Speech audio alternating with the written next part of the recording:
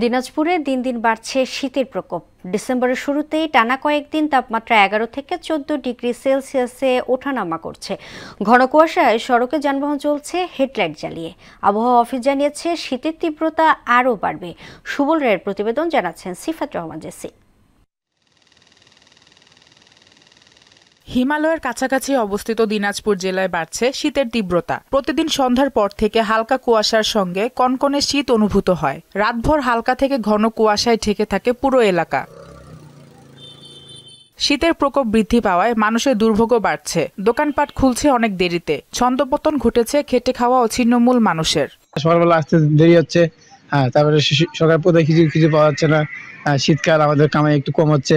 আর গরিব মানুষ, আমরা তো দিন না কর্ম করলে আমার ভাতে নাই। ঠান্ডার কারণে আমরা গাড়ি ঘোড়া চালাইতে পারতেছি না। এই যে আসতে পারতেছি না, গলা ব্যথা হচ্ছে।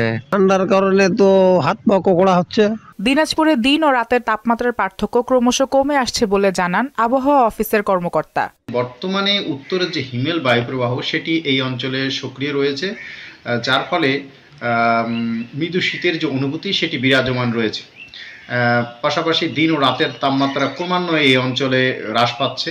শীত প্রকৃতিতে মুগ্ধতা ছড়ানোর পাশাপাশি এর কঠিন বাস্তবতা স্পর্শ করে ছিন্নমূল ও দরিদ্র মানুষের জীবনকে।